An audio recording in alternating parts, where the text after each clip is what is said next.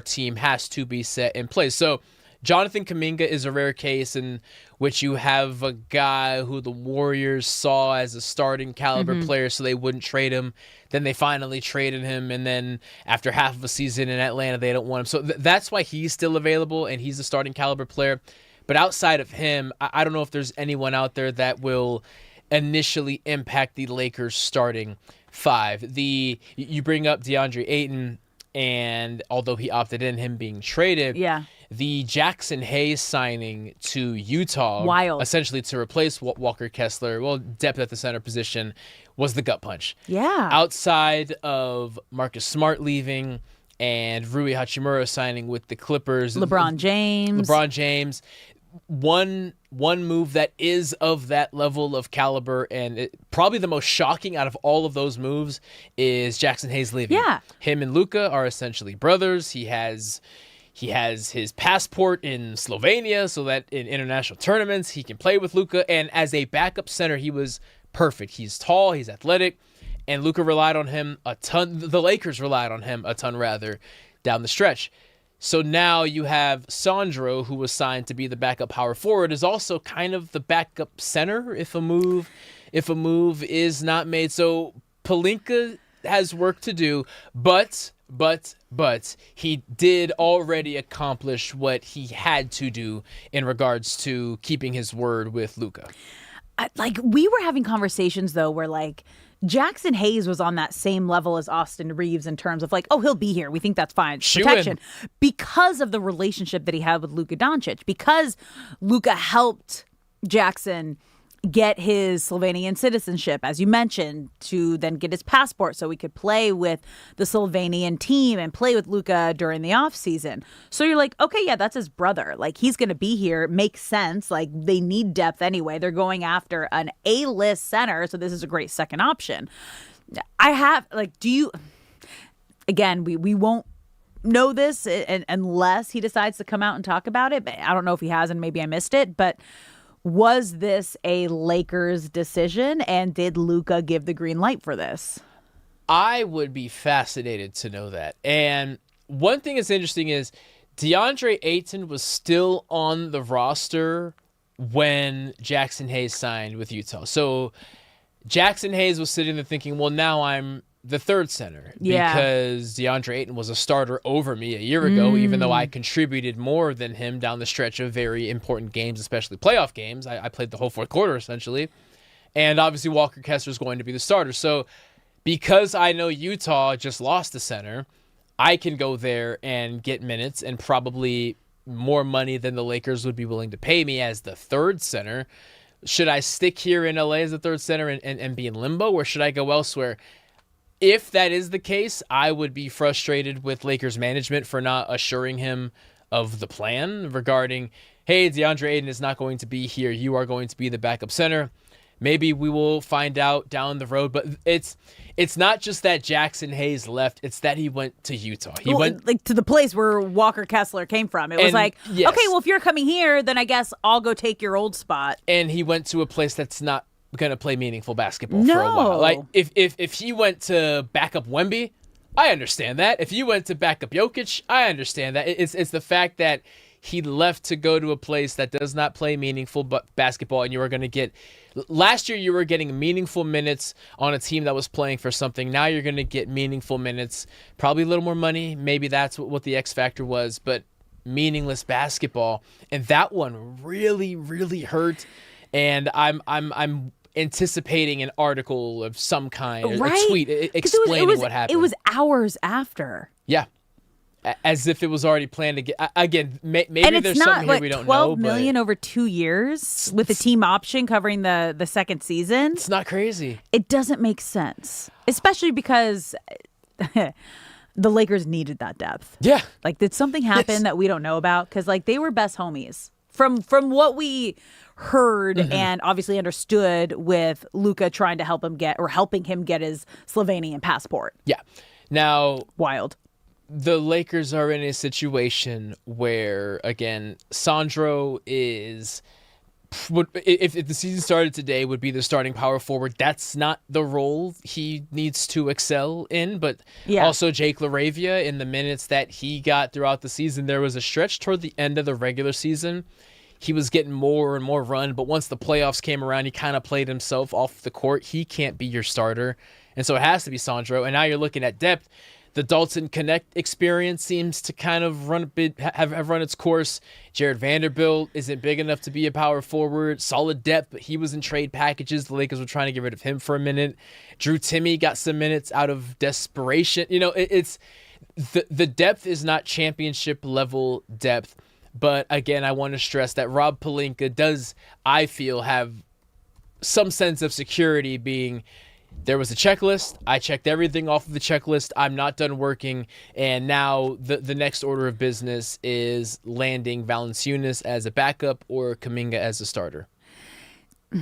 Actually, Valanciunas would have to start. Let me take that back. Okay. Landing a starting power forward of Jonas Valanciunas or Jonathan Kuminga. It's just wild because depth was one of the big things that they needed. And what would you say? They're like 50% there? Because if you look at this Lakers starting roster right now, is this considered, would you consider this a championship team? No, this is... You say that so confidently. No. And that is the exact opposite of what this offseason is supposed to be.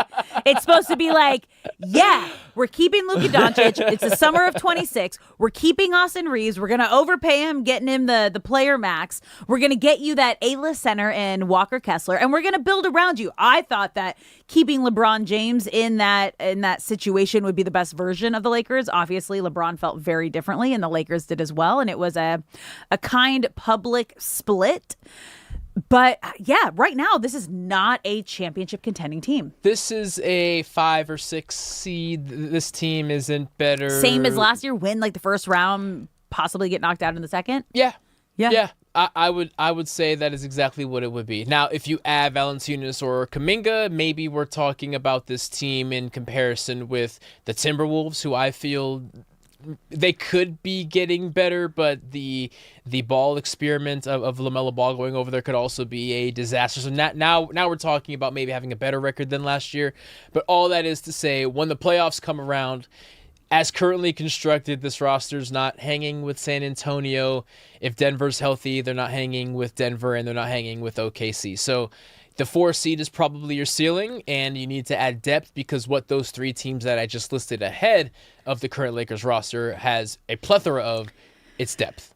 Yeah. Now I'm just curious, and again, I know until he lands with another team, LeBron James is still a big topic of conversation. And obviously with Rich Paul's whiteboard that he had on the Game Over podcast with Max Kellerman, mapping out the 10 realistic free agency destinations for LeBron James, is a really interesting listen if you want to kind of get in the mind of an agent and how he's pitching it to LeBron and all the outside factors that you're looking at, not just, I guess, the star players and the city.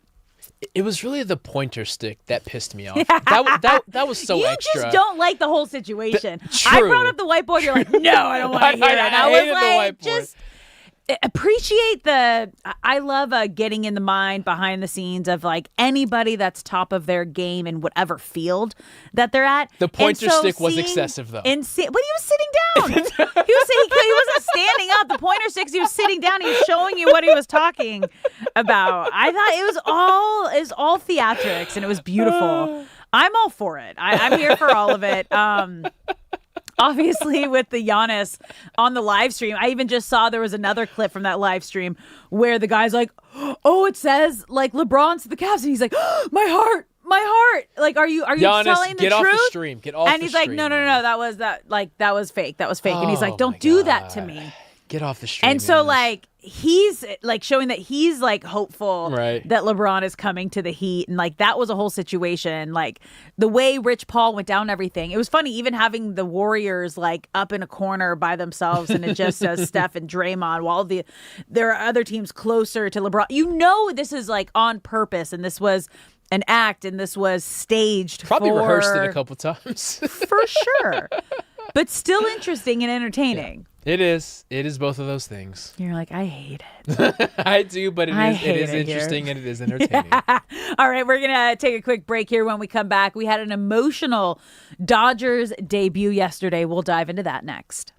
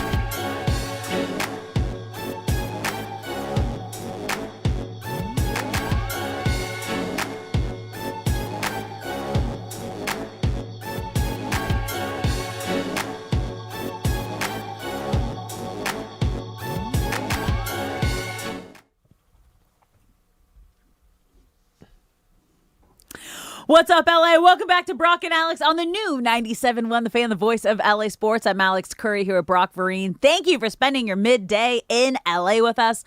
Whether you're listening on the radio, the Odyssey app, or watching us live on YouTube, we appreciate you being here and we want you to be a part of the conversation. So if you're watching the live stream, get in the chat at The Fan LA. You can also call us at 855-97-LA-FAN, 855-975-2326. Shay, what song was that? What instrument? We both were looking at each other like, what is happening right now? Slave, is this? Coach Ives, Audio Slave. Okay. We needed a bigger moment from that song.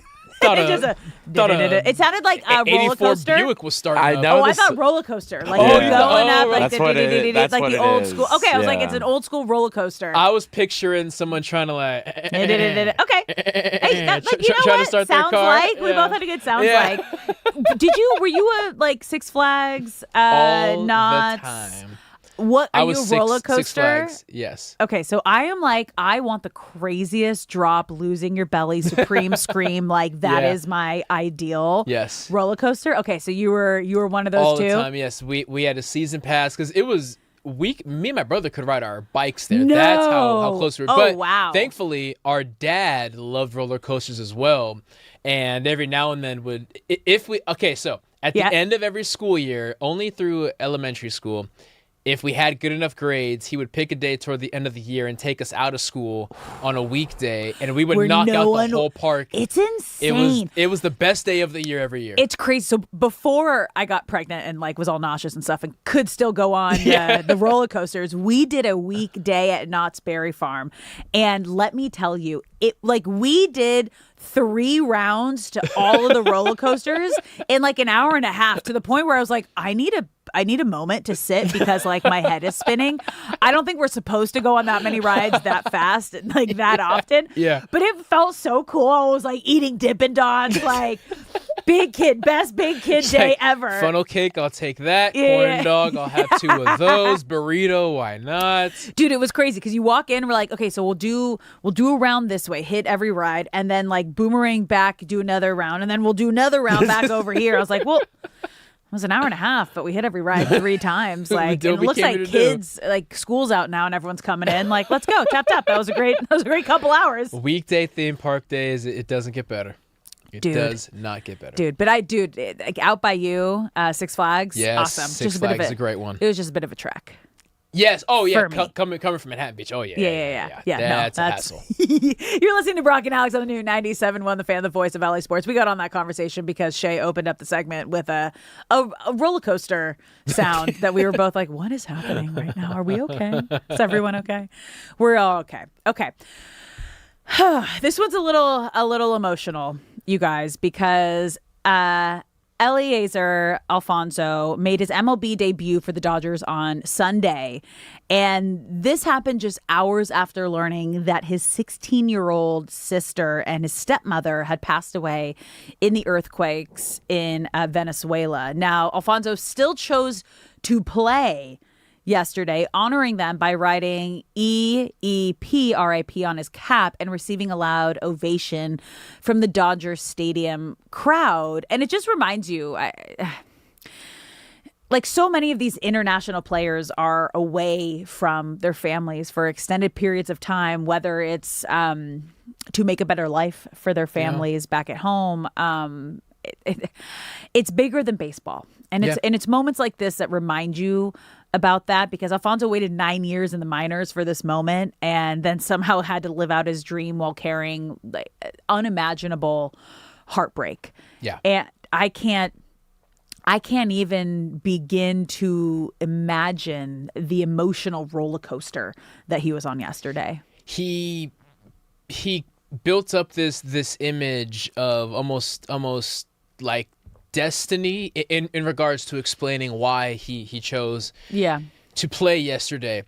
And he said one of his most recent conversations with his sister who did pass away was about her having a dream, and he was getting called up in that dream and was playing in the majors. The fact that his father was in the Dodgers farm system. I don't believe he ever debuted in the show, but he was definitely in the Dodgers system. And as you mentioned, 9 years across the Dodgers minor system and some international leagues as well.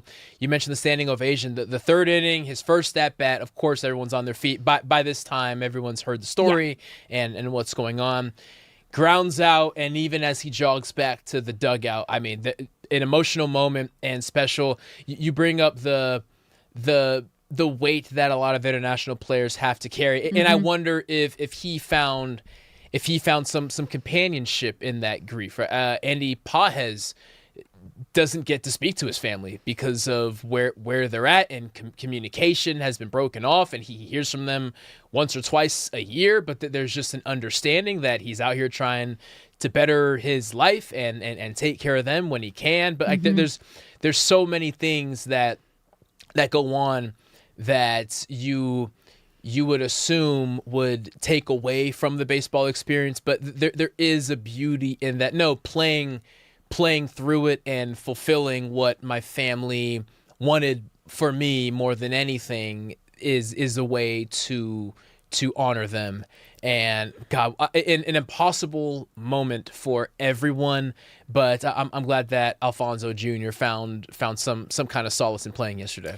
It's wild. Miggy Rojas also honored the family on his cap and spoke about how close he is with Alfonso's father. And it's hard because, again, you work your whole life for a moment like this, and you sacrifice not being with your family for a moment like this. And then it finally comes, and it's quite possibly the best and worst day of your life. Wow. All into one. And you just have to go out there and make them proud. That's all you can do. At this point, that's all you can do. And it's interesting because the Dodgers have an interesting catching situation on their hands. Obviously, Will Smith still on the IL.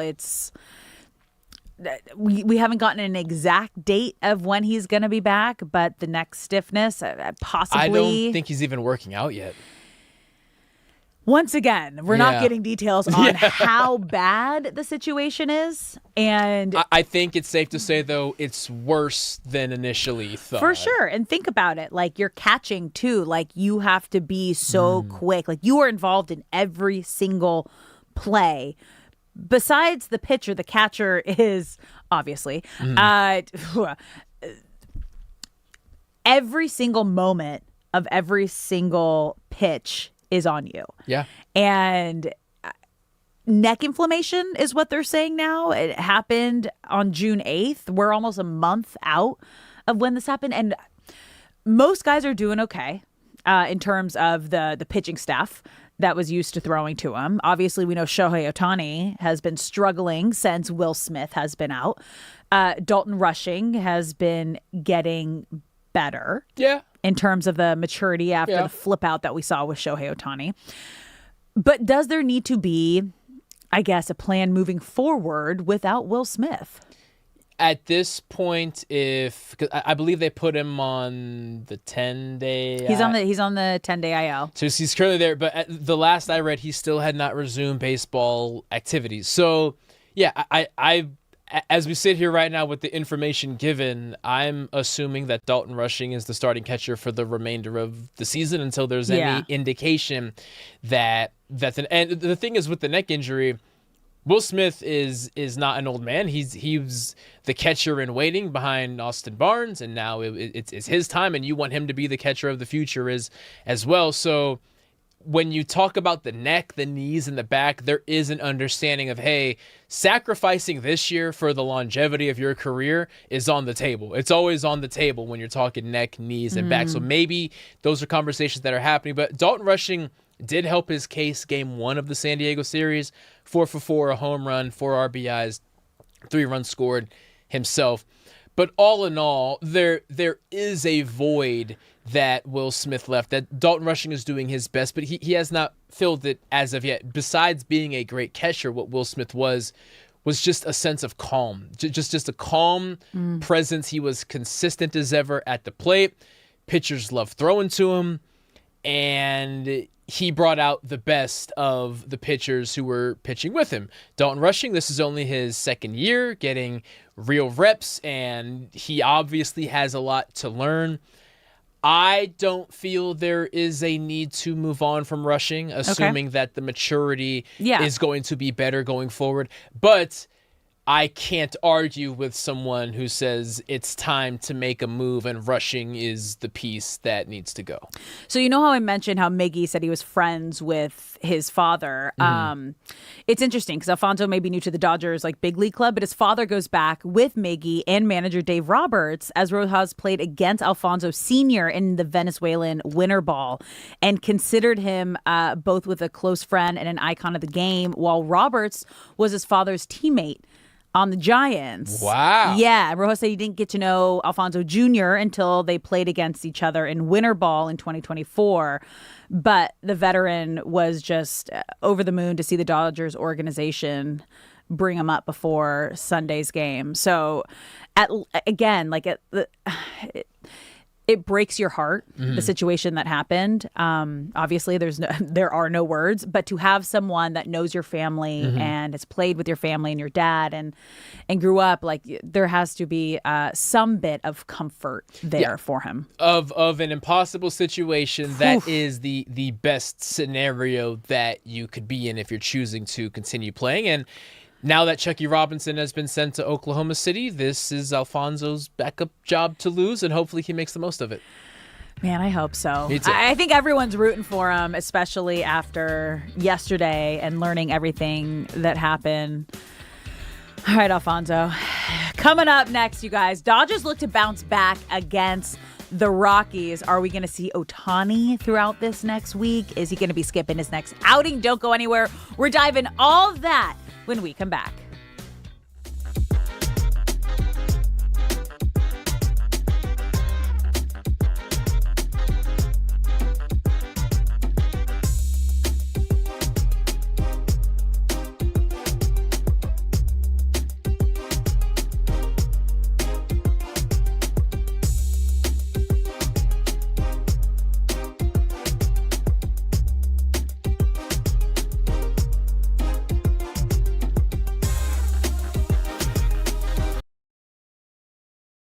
biggest stars in the City Championship Celebrity Challenge. It's happening on Saturday, July 11th. So guys, for fans who are thinking about coming out on July 11th, just paint the picture of the night and what fans can expect when they get there. I think it's going to be very energized. It's going to be music. We got some special guests that's going to come out and perform at halftime. We all going to be able to be accessible to the fans, meet and greet, get your autograph signed, bring the kids out, take pictures. I mean, it's going to be full. Marathon Burger. Rest in peace to my bro, Nipsey Hussle. But, it's the marathon continues, man. You know what I'm saying? So I think it's just going to be an overall good thing for the city. It's at Northmount High School. Very personal. Pop out, man. Come meet us. Come shake your hand. Take a picture. I think it's going to be good. There's going to be a lot of stars there. City of Champions. I think it's good for the city for sure. Who's going to win? Let's put it out right now. We're getting competitive, Team Jackpot. Team Jackpot. Team K9, man. We are so excited for this, you guys. Deshaun Jackson, Keyshawn Nixon leading LA's biggest stars in the City Championship Celebrity Challenge on Saturday, July 11th. You can still get your tickets. We're also giving away tickets every day right here on 97.1 The Fan.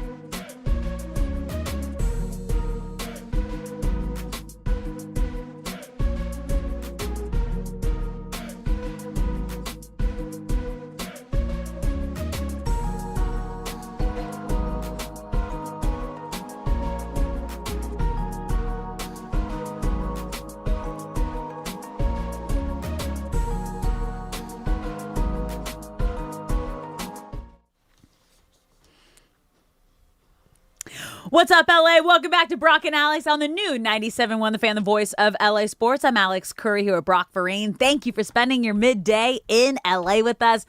Hour number 3 as kickoff just started for the first of 2 World Cup matches today. Portugal against Spain, and then we have USA against Belgium. Later today, 5 p.m. up in Seattle. These are 2 good matches. So does that mean the winner of these 2 matches are going to play each other? Correct. Do we know that? Yes. Oh. Let's just enjoy tonight. Let's not worry about what's impending. All of these, you guys, all of these matches in the round of 32 have been wild. We've had upsets. We were talking about it last hour. Cabo Verde, almost beating Argentina in extra time. I thought it was going to shootouts. And if it went to shootouts, I was like, this might be it. They are the Cinderellas of this entire tournament. Everyone has fallen in love with them as their their 1B team. Mm-hmm. Incredible story. For an extended weekend, holiday weekend, we're off in wherever your vacation area, if you took one, and you still couldn't be too far away from a TV.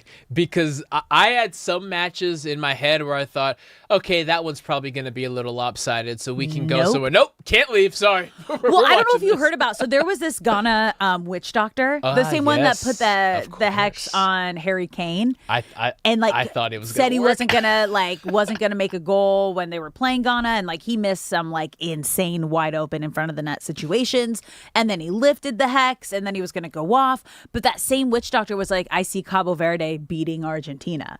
And it was like, okay, if he gets that right, then maybe this, because I know they banned the witchcraft in a lot of parts of Africa. Yeah. It's a thing. It is taken very seriously, and we see why. And oh my God, if they pulled it off, they would have had to hide him away or something. Wild. Like that. Absolutely absolutely wild. But you guys, like all the games have delivered. Yesterday, Holland leading Norway, beating Brazil. Yeah. I don't think that many people had Norway going to the round of 16. They are in the quarterfinal now, the round of 16. And Erling Haaland was born and I believe he was born and raised in England. And the whole question of when he chose to take on Norway as his international team, people were thinking, why the heck wouldn't you choose England? Norway's not going to accomplish anything.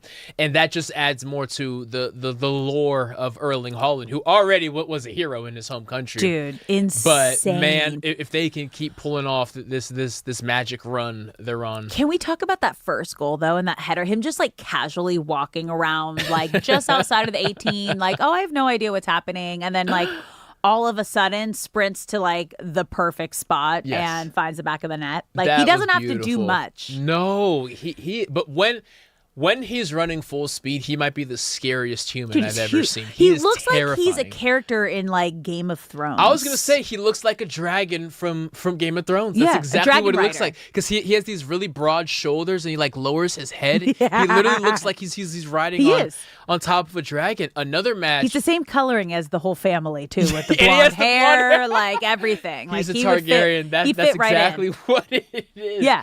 Another match that was fun was France-Paraguay, because it was clear that France was going to handle business early on. Paraguay chose to get very chippy, and as the match went on, they put less and less effort into hiding their chippiness. But what I will say is Mbappe handled it in such a way that I am now an even bigger fan of. Like he didn't respond with anything passive aggressive. He just laughed in their faces, and that is the best decision he could have made. And anytime he caught a kick or a bump or a curse word, whatever, he would just look at them and laugh in their faces, knowing that they couldn't do anything about it. What's the running joke that you've been showing everybody that like the rest of the World Cup? Dictador. Yeah, okay, go on. Explain. Dictator Mbappe is the running joke because wherever he goes, he dictates everything. Okay. And the entire strategy of the team has to be crafted around him. There's clips of him actually of as recent as this World Cup. Okay. The entire team is down practicing on the pitch, and the camera pans up to the booth, and he's just sitting up there in the booth observing his team practice, even though he's fully healthy. So if you just type in Dictator Mbappe, you will see some of the best memes running right now. Okay, but his team's also kind of like running with it. They're all in on it. They love it. They've embraced it. And no one's denying whether or not it's true, but his team does love him, the international team. That's great. I'll say. And they made it to the quarterfinals facing Morocco, Norway against England. I have France. France is in our team. Yes. Yeah. In our team, our talent blind draw that we have. Studio blind draw tourney. Yeah, if you're watching the live stream, that's what the Giants trophy. I was also going to say statue. The trophy that's sitting in the middle of the table, that is our prize. Yes. And you are firmly in first place. Excuse me, what? A 32 point I had no lead. idea. I have 20 points, but I'm not out just yet. I'm not I out love winning. Winning is the best. And we just hope that USA can pull off a big win tonight, you guys, when they face Belgium. Flo Balogun back in the lineup. We'll dive into FIFA's decision to lift his suspension or ban the suspension. What's the proper terminology? Banned the lifting of the.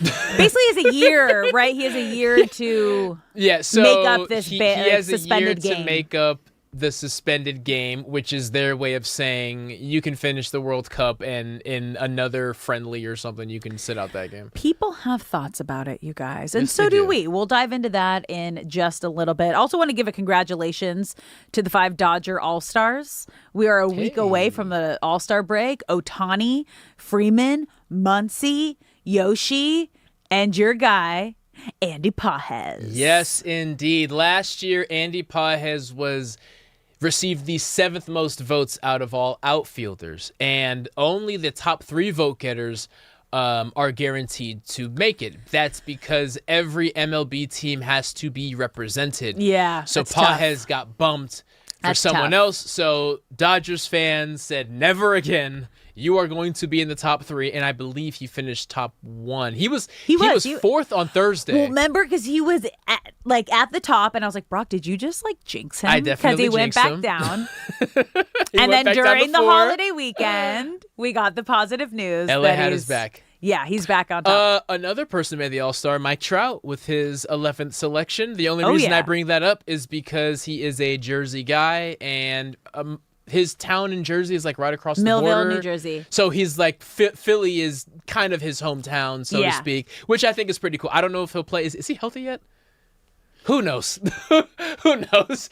Maybe he'll play, maybe he won't, but it's cool to go back to your hometown for any reason, let alone being... Oh, that's what you're talking about. I was where are you going with this? Just because Philly is his town, even though he's from Jersey, and I guess that's I've been there. You fly into Philly, and it's like a 30-minute drive to Millville, New Jersey, and it's a tiny little town. So yeah, Phillies are his team.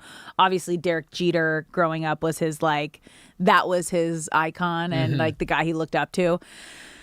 Yeah, so that should be fun. A week away from the All-Star break, the Home Run Derby a week from today, All-Star game next Tuesday, and then everyone gets a couple days off before, as we like to call, the second half of the season and kind of really just head down getting till October and getting to the postseason. But let's take a look at what the Dodgers did during this 4-game series against the Padres, because all in all, taking 3 of 4 in a 4-game set was great. Yes, they dropped the Sunday matinee last night, but when you take 3 of 4, you got to be feeling pretty good here. And there were a lot of positives to take away from the situation. Obviously, starting with Thursday, they turned that 6-run deficit into a 5-run victory. Every bat got on base. Almost every player got a hit except for Teo. We kind of talked about Roki Sasaki a little bit.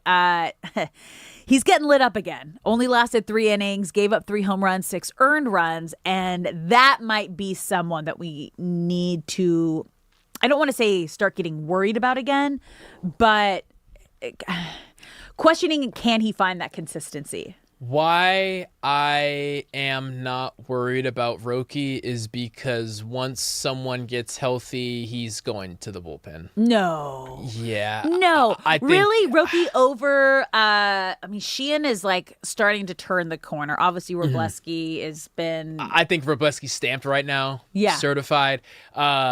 If Lauer continues to be as serviceable as he's been, if somebody had to go to the bullpen today, I'll word it this way, because obviously once you factor in who's getting paid this much money and contracts and stuff, things get a little more complicated. So I'll phrase it this way: if one pitcher in the Dodgers rotation had to go to the bullpen today, it's Roki Sasaki, and I'm not going to say the experiment is over. He's only in his second year of getting real work, but it's the fact that the things that were issues early on are still issues.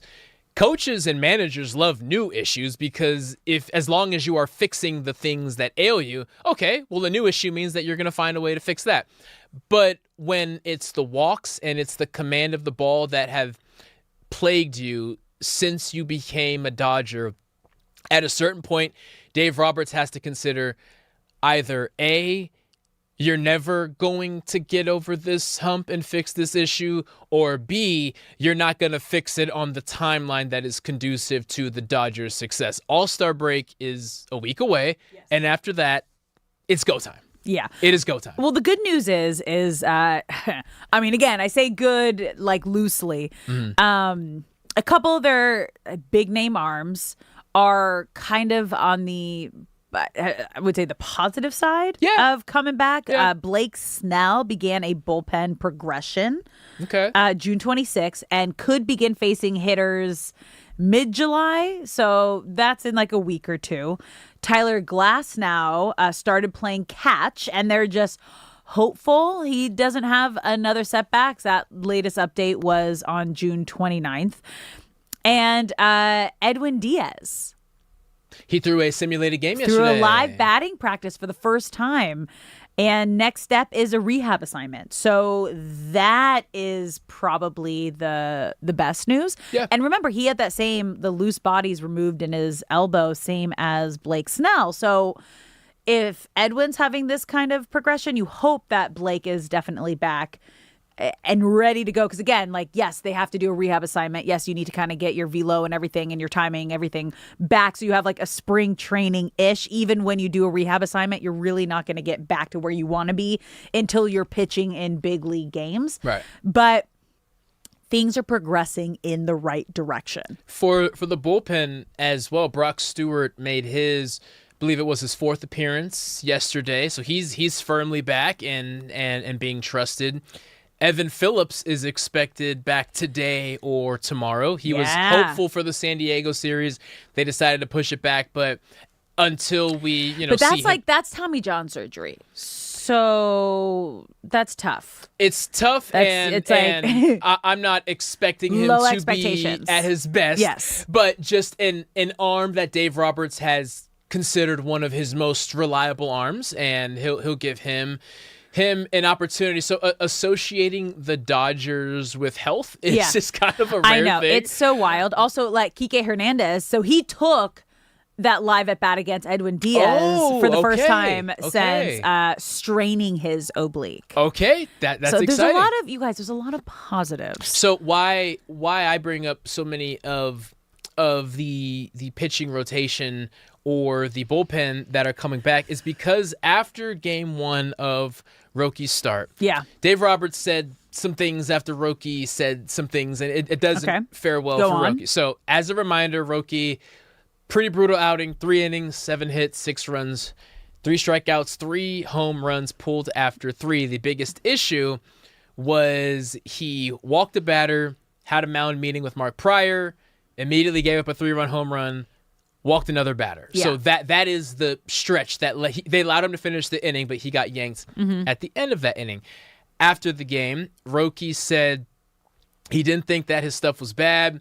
He felt confident up there. He felt it was a pretty good outing, some command issues, but it was kind of shocking to hear a pitcher that knows the expectation of him to have such a jovial presentation post-game. When Dave Roberts was asked shortly after that what the future of Roky holds, Dave said he will be a starter next week, quote, because I just don't think right now we really have another alternative. You don't. Which is true, but it's also proof that whatever leash remained on the Roky experience, I think it's run out. It's just so hard and sad because, again, this has kind of been the conversation surrounding Roky Sasaki since he's made his way into the big leagues and on the Dodgers. And when he did have that good stretch of those 3 solid games and he had that good feel for his forkball, it was Dave Roberts saying like, oh, this is the Roky that we all heard about.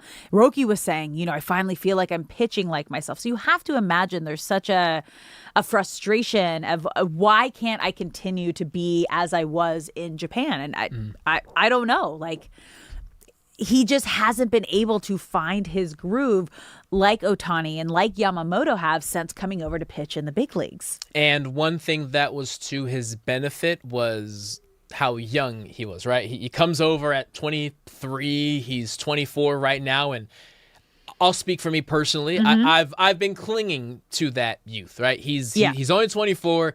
He's got time.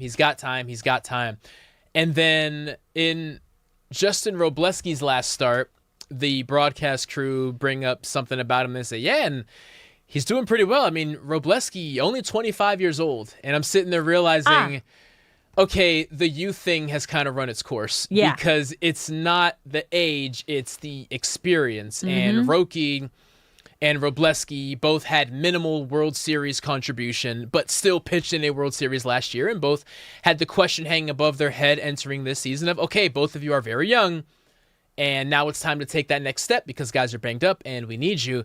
Robleski is as consistent as Yamamoto and Shohei right now, and Roky, albeit a couple months younger, but still, I can't give Roky the excuse of youth. I believe it is 8 or 9 months. Yeah. Okay. So I can't give the benefit of youth to Roki and not also give it to Robleski. Your guy. So the guy that you were trying to pull for to be an all-star. He is my guy. Maybe next year, Justin, they did you wrong. But yeah, I do feel that the Roki clock, it's not out, but it definitely has started. Well, now they have the Rockies coming to town, who I think are 22 games behind the Dodgers right now. Obviously, a decent buffer. Within the division, they're 5-5 in the last 10 games. But this is an opportunity for the Dodgers to lock back in and create even more space in the NL West, because then you have Arizona leading right up to the All-Star break. Right. This is something that they have to take advantage of. We said they had 3 in-division series before the All-Star break. Check mark on one against the Padres, and the Diamondbacks always have, I mean, for years now, have just been a little thorn in the side of the Dodgers, especially recently. You got the best second baseman in baseball in Marte and Corbin Carroll, but no excuses for the Rockies, who are going to give everything they got. The Dodgers are always going to get the best shot, but I would expect similar results to the Padres series. You have Eric Lauer on the mound tonight. We have Robleski on Tuesday, and Roki Sasaki is slated for Wednesday. Thursday is an off day, and Friday has been kind of that conversation of, will Shohei Ohtani make that final start before the All-Star break? We both have our thoughts and opinions on that, and the fact that he is dealing with another injury, the what is it, bicep sore? Right bicep. Yeah. He got pulled from this last start. Rest the man. It's not worth it. Rest the man. It's you guys have just a not worth it. Insane lead. What is it? 14-game lead in the NL West. Like, just take a beat. Take a beat. There's no point. There's no point of pushing him. Obviously, we know why he wants to be in, because he is still fighting for that Cy Young. He wants to be in that. He came into the season with the goal of, I want to win a Cy Young. Everyone already knows he is the front runner of the NL MVP conversation right now, because he is still having an insane, even though he's been, quote, struggling, he is still having an insane season. Like, his ERA is 1.79.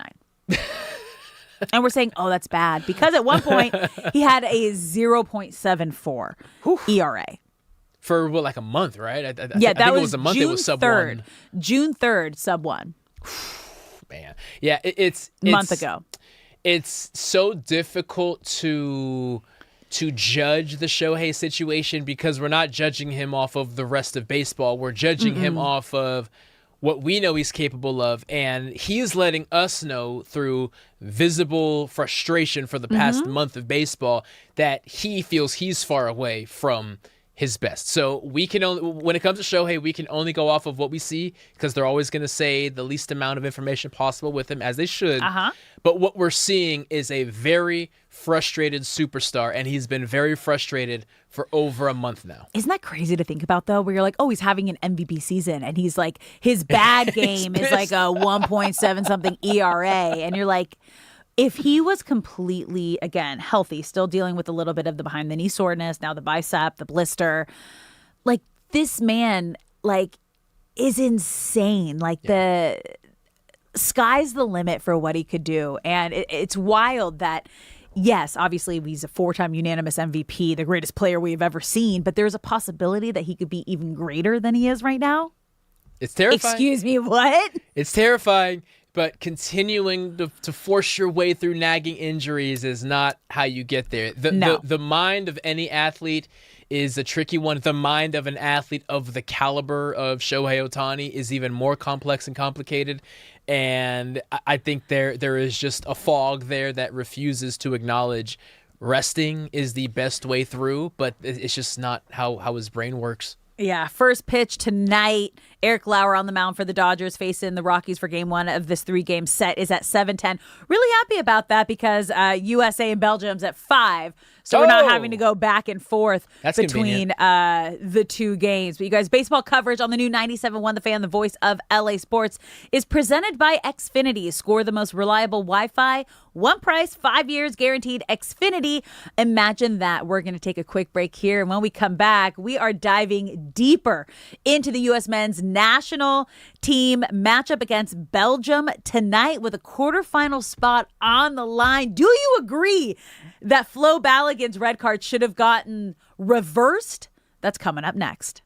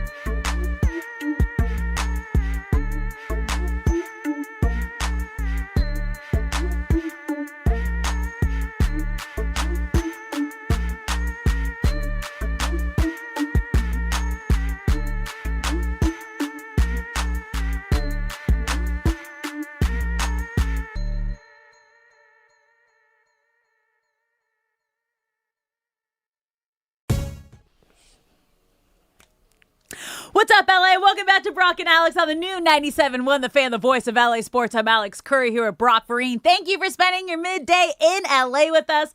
Whether you're listening on the radio, the Odyssey app, or watching us live on YouTube, we appreciate you being here. We want you to be a part of the show. So get in the chat at The Fan LA if you're watching the live stream. You can also call us at 855-97-LA-FAN, 855-975-2326. Now that kind of, Shay, that's the vibe I need today. That crazy train is going to get me pumped up, okay? You like the World Cup matches that we got today. Portugal versus Spain kicked off about 30 minutes ago, and they are still scoreless. I don't know if something happened right here that I missed. Oh, Nope. And then we got USA against Belgium kicking off at 5 p.m. Whew. And there is a lot of, I'll just say, emotions surrounding this game, mainly because FIFA decided to lift the ban or extend the ban. What's the proper way to say this? They implemented a suspension to lift the ban. Okay. Yeah. Basically, Flo Balogun is now available for tonight's round of 16 match against Belgium. And FIFA announced it yesterday that they had suspended his automatic one-game red card ban. Now, first of all, I never thought I would say, good job, FIFA. Like, you got it right. Like, never. Because FIFA, as we know, is one of the more corrupt corporations in our world. And most people besides USA fans would probably say, here's another example of why they are so corrupt. Now, what we know, how and why it happened is still up for debate, because Thursday we were talking about how FIFA was going to review this anyway. Mm-hmm. But then obviously Trump came out and he has now openly talked about the fact that he called the president of FIFA asking for the suspension to be reviewed. So how much that came into play and how much that was a factor, none of us will actually know. But FIFA was already reviewing the call. And I'm going to let Brock once again, just if you weren't listening earlier, our unofficial official rules expert. And Brock, as you can see, he is the referee today. I wore the shirt for a reason. Also free flow. So there's like multiple meanings behind Brock's black and white striped shirt today. But explain how this move was even possible. So FIFA, in really all of their ruling in their rule book, there's always an out. There's always enough gray area to where nothing is truly definitive. Yeah. And one of the big jokers that they have, or the trump card, if you will, is Article 27. Nice. Article 27 allows FIFA to suspend the implementation of a disciplinary action. Meaning, if I go out and get a red card, FIFA can say Article 27, and instead of serving that red card next match, you have 1 year to serve it. You have 8 months to serve it. You have 6 months to serve it, whatever it may be. In the case of Flo Balogun, they give him a year to serve the red card, which means he gets to play today and the rest of the tournament. Now, this isn't some unprecedented thing. There are 5 players who entered this World Cup and had Article 27 attached to them. Cristiano Ronaldo would have had to miss the first 2 group stage matches if he didn't have Article 27. Yeah, they can't have that happen. Exactly. Yeah, Qatar had a player, Colombia had a player, Argentina had a player, for a total of 5 if you include Flo Balogun and Ronaldo. Why the world is upset is because of the timing. So the match is Wednesday night. Mm-hmm. Flo Balogun gets a red card. Immediately, Trump and other government officials call the president of FIFA, the same FIFA president who gave Trump the FIFA Peace Prize in 2025. Like, is that even a thing? No, they made it up for him. That's what I was going to say. I was like, Yes. it's not. That's like a so on it's brand. a fake thing. It's so on brand for both of them. It's hilarious. It's a very fake thing. Here's a shiny participation trophy for just being here. And what the Peace Prize represents and the phone call represents is FIFA is known to take a bribe or two, but also they are known to tip the scales and take care of the host countries. Yeah. Whether that be a favorable pool, whether that be Article 27, they have the back of the place that is hosting. So Wait, they spent a lot of money to get that spot. Yes, they did. Yes, they did. So, in the case of Flo Balogun, the call is made on Wednesday. FIFA has not specifically stated when they decided that Balogun was going to be allowed to play, but Belgium has a fair gripe in you made the call on Wednesday. Why is it Sunday morning when we find out that Balogun is now allowed to play? Rudy Garcia, the head coach of Belgium, is saying, we have spent the last 3.5 days practicing for and preparing for a Team USA that did not have Balogun. How can you add him? And you added him so late that we don't even have enough time to file an appeal because that process would take longer than the match would take. Wambulencia. Wah. Get over it. So the moral of the story here is corruption is fun if you are benefiting from it. But Team USA will now be the villain for the remainder of the tournament, and Flo Balogun will be out there ready to rock. Words I never thought would come out of your mouth. Corruption is fun when you're on the right side of it. Well, no. That's the lesson that FIFA is teaching us. I'm just hearing the lesson. All right, I guess you can when bend it the works rules. in my favor. Corruption I'm is not great. mad about this. But yeah, the Royal Belgian Football Association released a statement regarding the decision because their appeal got rejected officially, and their head coach within that conversation also said, I thought this was April Fool's, like yesterday. So I thought this was April Fool's when they said that he was able and reinstated and able to play. But the Royal Belgian Football Association has received the decision of the FIFA Appeal Committee and confirms the earlier decision allowing the United States player Flo Balogun to play. To date, the RBFA has still not received any grounds for this decision, nor has it received information it has been requesting since the start of this procedure. ID a copy of the decision and the motivation declaring the player eligible, as well as the referee's report, which is a breach of the FIFA regulations. So the RBFA has informed the United States Soccer Federation that it contests the eligibility of the player, and should the player be listed on the referee's team sheet, this leaves all further actions open. So this is,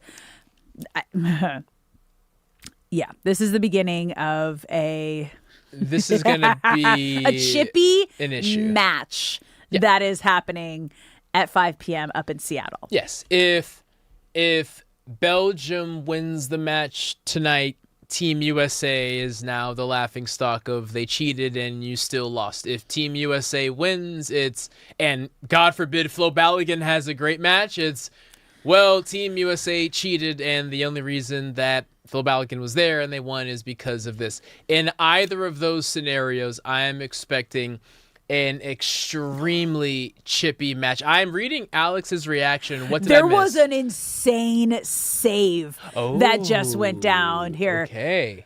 Watch this. Guys, header off. Hold on. Ronaldo. And then it's Ronaldo, almost like a side bite kick. Look at the keeper. Mid-air flying to catch the ball. Okay. Look at that. Spain's that. keeper just did a Superman dive. Yeah. And that will be a poster on his wall for the rest of his life. Because Ronaldo, it wasn't a full bite kick. He was definitely back to goal. That was filthy. That was insane. Good for him. Yeah. I'm expecting Belgium and Team USA to be very chippy. I'm expecting yellow cards to be handed out. Yeah. Well, you were saying expecting a lot of gripes. the Uruguay game was Paraguay. Oh, Paraguay. yeah. Sorry. So Paraguay was the initial villains of the tournament. Okay. They upset everyone that they played against, and when they played against France this weekend, they were trying to get in Mbappe's head, and in the funniest way possible, he never responded. He would just laugh at them, smile in their faces, and infuriate them more. Just flat out dirty plays. There's really, I want to sugarcoat it, but they were playing dirty. And France won, and now USA will say, okay, Paraguay, we'll take the villain flag from here. So yeah, we looking into heading into this match, right? We are now hours away, and US had very much been, they are exceeding expectations leading up to this point. Now it's a completely different feel for this US team for the rest of the tournament. Hopefully, if they can pick up a win tonight and then head to the quarterfinals, and they would face the winner of this Portugal-Spain game. But you are no longer the darling underdogs of wow, look at this team finally being good and exceeding expectations. And it sucks because they didn't necessarily do anything, and the call on Flo Balogun, was very much across the broadcast that has national team players from all across the world who all agreed that was not worthy of a red card, to then now, because it was reversed, and this was not anything that they did because USA was not allowed to appeal it. This was FIFA, and then obviously, as we've now heard Trump say, he made a phone call, so that's what everyone's attaching to and running with whatever and however the decision came to be. We have not gotten an explanation about it, but that is going to be their story now. Yeah, there are two types of teams that have targets on their back. It's reigning champions, and it's teams that everyone hates. And Team USA has gone from, we don't really take you seriously, but you're hosting the World Cup, so we'll put you on a little bit of a platform, to, holy moly, Team USA is playing legitimate soccer and can make something happen, to, you know what, I'm having a great time in America as a foreigner, and I'm kind of going to root for Team USA because they're a great host country, and this is great, to target on their back. Everyone wants to be the country that knocks off Team USA. Well, now you see, like, oh, there was that whole USA is corrupt, USA is a dangerous place. Like, that was the narrative coming into the World Cup. And now it's like, really? Now you just played into the narrative is what it feels like. We were on such a high of, like, all these Europeans on social media going, I'm sorry, Americans, we owe you an apology. This is such a rad place. This is such a beautiful country. The people are so kind. The food is amazing. The hospitality has been next to nothing I've ever experienced before. So I just hope something like this, because again, every fan except USA fans are pissed about this. They are irate about this. And to your point, it's like being on a first date and it goes perfectly, and then you trip when you leave and you fall flat on your face. Like, we were doing so well. Yeah. And now would that turn you off? I would laugh so hard. I'm a clumsy person though, so I'm like, oh, found it. I would just like roll, tumble, like make it a funny thing. But you just got to own it, right? That's hilarious. You just have to own. Okay, you know what? What? And Team USA has to own being a villain. They do. If you trip on a first date, all you can do is own it. Team USA, if you fight back to being a villain, it's only going to make it worse. Just embrace it. Okay, so take us into a locker room. Take us into, like, you have the bullseye on your back, whether it is because you were a defending champion or because, like, there is just a lot of hate and you got everyone rooting against you right now. What needs to be that conversation heading into the first half of this match? Like, whoever it is, what is that conversation? Conversation is pump up speech. Despite us playing in Seattle and despite this stadium being mostly our fans, it is us against the world. Yeah. It's us against the world. Nobody out there that is not wearing red, white, or blue wants to see you win. And you are going to get every single team's best effort. And even though this stadium is going to be cheering for you, hundreds of millions more, if not billions, watching at home are rooting for you to lose, and that's where you find the motivation. I just see the Ted Lasso, the Believe poster up there. I want everybody slapping it when they come out. Do you believe in miracles? Yes, we do. Team USA. And as Brock said, it is us against the world tonight. We need to go out there and we need to prove that we deserve to be here and that Flo Balogun deserves to be in this game, and we're going to go out and we are going to get a win. Go USA! Let's go! USA! USA! USA! We're really excited if you can't tell in here. Woo! Brock and Alex on 97.1 The Fan. Don't go anywhere. We're talking MLB All-Stars when we come back.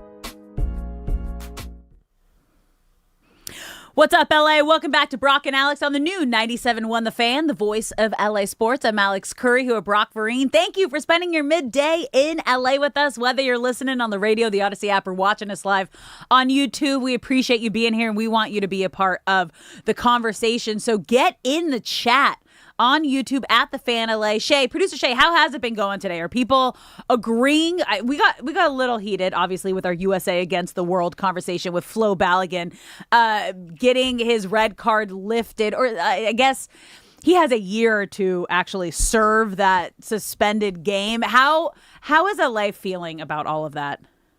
I mean, obviously, LA is very excited that Balogun's going to be back on the pitch tonight. I don't think I've seen a single person be upset about it. Yeah. If they were, they're most probably Belgium fans, I would have to assume. But no, the chat is very happy that our boy is back on the pitch tonight. We love it. We can't wait, you guys. Kickoff for USA versus Belgium is 5 p.m. happening up in Seattle. We are still scoreless in Portugal against Spain. Spain had an insane save. Looked like a bike kick from Ronaldo. Mm-hmm. So this is going to be a great one because the winner of this match will face the winner of US versus Belgium. But more happy news out of LA this weekend. The Dodgers tied the Braves and Phillies for the most all-star selections in baseball with 5. So, but I'm going to say the best story, you guys, is Andy Pages earning his first career all-star nod after being snubbed last year. And Dave Roberts gave the most beautiful and just heartwarming speech when he announced it in the clubhouse. Take a listen. Andy Pages, about 4 or 5 years ago, from Cuba, tough kid, could hit, could throw, didn't like the weight room, didn't think he needed the weight room, never hit a cutoff man. You know, I think it was maybe during COVID or something like that. One year he came back after COVID and really got his body into shape. He had the luxury of watching a lot of great major league players work. And he's a homegrown Dodger coming up. And for us as an organization to get him when he was however old he was from Cuba to come up and be an all-star. And now when there's a lot of people that said Andy could not play major league center field. And this guy with Dino, with George, with Clayton has worked his ass off to be an elite center fielder for the best team in baseball. And Andy, you keep getting better. And I know last year you wanted it so bad. It didn't happen for Andy last year. But this year, I can speak for everyone in this room. Andy, you deserve to be a Major League All-Star, and you were starting for the National League this year. Andy. I love it so much. After being snubbed last year, Pages got a late fan push to move back into that starting outfield spot for the National League. Because again, like he was leading the National League in fan voting and then dropped down to 4th. I think it was Thursday. You jinxed him. Don't put that on me. Yeah, right. I did jinx him, and I apologize. But like I said, well, let's make a big push. Yes, get on every device. And I've 10 voted times my butt on off. each device. Yes. And it happened. He's going to join Shohei Ohtani, Freddie Freeman, Max Muncy, and Yoshinobu Yamamoto in Philly. Just once again, like showing how dominant this Dodgers roster is. But I also want to give a shout out to Max Muncy because it's been 5 years since his last All-Star appearance. Wow. Yeah, and he's made the All-Star game in 3 different positions. That's first, second, and third. I forget about Muncy at second base. Well, it's interesting. I forget about the full Minnesota, maybe. I just forget the whole pre-Dodgers Muncy situation. True. Like he was ready to walk away from baseball. He was done, and the Dodgers really gave him this second chance at just, I don't know, obviously not life, but a baseball life. It made him fall in love with the game again. And he talked about, when he was deciding of like, am I done with this? started playing in the cages and catch with his dad again, and that's what got him back and just falling back in love with the game like you did when you were a kid. It's just so cool to see his story and his trajectory, like along with like Andy Paz again, like wild. That is so cool for Max Muncy. And obviously Shohei was, even if Shohei didn't play a single game this year, he probably would still be starting in the All-Star game. So that's no shock there. Freddie Freeman, despite being 35 years old, I believe, despite being one of the older players on the Dodgers and the leaders of that locker room, may be playing his best baseball right now. I mean, the year that he has had and how consistently 36 years old. Wow. And with no signs of slowing down, he's still hitting milestones, and he is good for a double in the center right gap every single game. It's just automatic. So credit to Freddie Freeman as well. Andy Pages, though, I do want to hit on this because Dave Roberts brought this up. Yeah. When he said, I was told, I forget how Dave Roberts worded it, but he said something along the lines of, I was told this guy could never play center field. Pages was in right field for a while, and the knock on him was he couldn't read the baseball. That he would take the wrong angle, he would take a step up when he needed to take a step back, or vice versa, and those were his struggles early. And another notch in the cap of crazy Dave Roberts of just, if you tell him not to do something, that's what he's going to do. And he was convinced that this guy is a center fielder, and now he is the most reliable center fielder that they have. And Andy Pages makes these acrobatic catches every single week. And again, all of that is under the umbrella of Dave Roberts is probably the only person who would play him at center field and not right field. It's so funny. Like, even in his little speech that he gave in the clubhouse, a man that never wanted to be in the weight room. Also, Dave. Did he mispronounce his name? Did I hear that correctly? We don't need to pay attention to that, but possibly. It's Dave Roberts. He had a lot on his plate. It's okay. There's a lot going on. Yeah, it came out. And again, when you're trying to say something and it might come out a little, he knows it's Andy Pages. You're right. You know what? I heard it incorrectly. Dave pronounced it the right way. See, I we gotta have Dave Roberts back. Yes. What are you talking about? No, he didn't say it incorrectly. You just said heard it perfectly fine. You heard it a little weird. No, this is sister code. Okay, we talked about this. You're right. Like, you're right. if it's family, if it's homies, you like little white lies to always have the person's back to pump up the people that are like, you're taking care of. We're taking care of Dave Roberts. No, he didn't. What are you talking about? You heard that. You heard that wrong. So happy. Dave Roberts is fine. So happy for Pages. And I mean, even just as recently as last year, he was on fire for that first chunk of the season. Then he was disappointed to not make the All-Star game. And then if we remember, he was at rock bottom, as cold as you could get leading into the playoffs. I wonder if that affected him. I'm now realizing maybe it did. He said all the right things afterwards. All I want to do is win a championship, but obviously you want to be an All-Star. Yeah. It has. Dave Roberts and some other teammates have shared as much since. Andy Pages leading into the playoffs was batting, I want to say, .093. Oof. And for you to tell me at the start of the World Series that guy would be a hero of the World Series and then an all-star next year and one of the best outfielders in baseball. What a 6-month run. But also he's surrounded by the best in the game. Yeah. And Teoscar Hernandez, who is his mentor. And we've just seen how important that has been, not only for him and his career, but his production. Yes. The bond that him and Teo have, it's incredible, is special. And what was it? Teo's first game back off the IL, hit a home run. First time, I think his first home run, I think in like 20.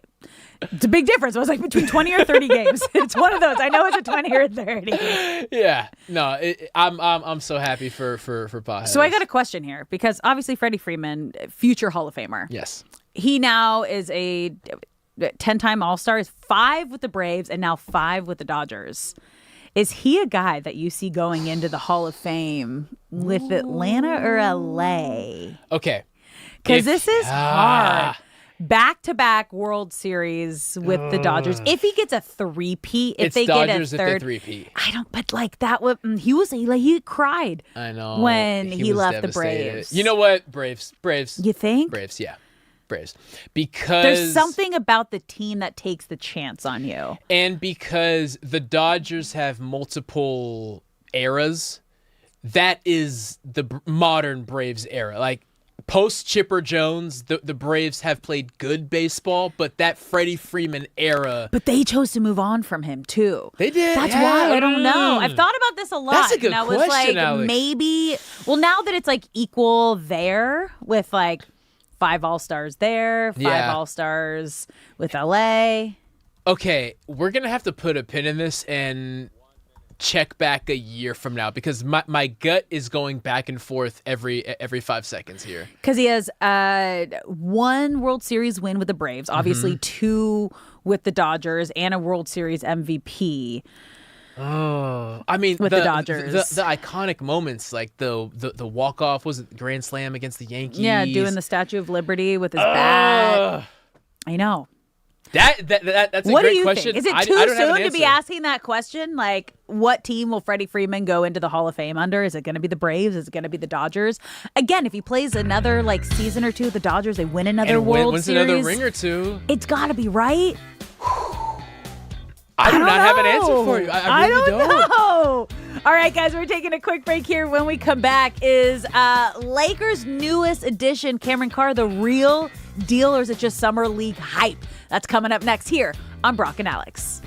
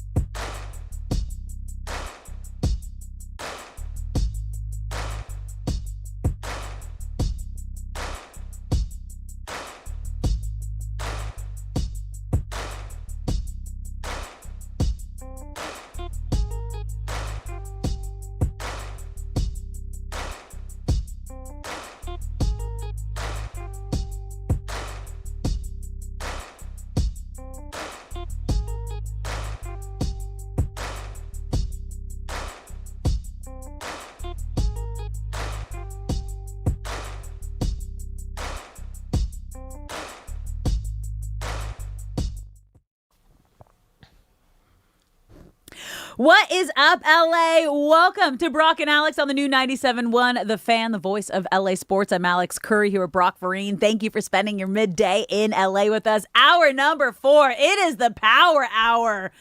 Whew! A lot has gone down today. Thank you so much for tuning in, whether you're listening on the radio, the Odyssey app, or you're watching us live on YouTube. We appreciate you being here. We want you to be a part of the conversation, so get in the chat if you're watching the live stream at The Fan LA on YouTube. You can also call us at 855-97-LA-FAN. But we are in the midst of the World Cup madness, you guys. Was it still scoreless when you just closed yes, the iPad for Portugal against Spain? That is the first World Cup match today. And then now we are 4 hours away from kickoff between USA and Belgium. What are you looking for? I don't think we have it. Remember? We don't have the U.S. flag. That's which right, is that's wild. Can we change that? Shay, why don't we have a USA flag out here? We have all the other flags. I don't know who took it. Cody has it. I think That's someone his team. stole it, yeah. Probably. Give it Cody back, Cody. Decker. We know you're listening. I think it's fair for him to keep it for as long as the U.S. is in the tournament because he's one of their teams. No, but now because they've been winning, keep it because we're superstitious and don't change anything. Maybe that too. That once would be we the put it only on the way. table, I think it's fair. It's good things are happening. The red card isn't a thing anymore. Good things are happening. Is that the Netherlands flag over your shoulder? You got to tell me that, Brock. Why is that there? Yeah. What is going on with the status? The status of flags on The Fan right now is unacceptable. Oh, because you got Brazil. They're Raj's teams. Oh, okay, They're okay, Raj's okay. teams. Oh. All right. Yeah. All right. I didn't Okay. get to play. That tracks. So they're not my teams. Okay. That tracks. That tracks. All right. Raj always up to something. Yeah, a lot of fun stuff happening around LA sports this weekend. Hope everyone had a super fun. I feel like I've been wearing red, white, and blue and USA stuff for weeks now. You've been supportive this whole time. It's been good. No, but just because 4th of July weekend Yeah. and then rolling into USA Today. You guys, I didn't have this season's USA World Cup jersey, but I am rocking the WBC. Yeah, WBC baseball. So we just, we're crossing all kind of USA sports here. But we got some Laker news today, this morning. So let's start with the Lake Show, you guys, because I feel like we've had some sort of breaking news with the Lakers for the last week. Was it last Monday was LeBron James informing the Lakers that he was not going to continue his career in LA, but he was going to continue playing. Yes. And then where did it just go? Okay, so we got a little more of the timeline.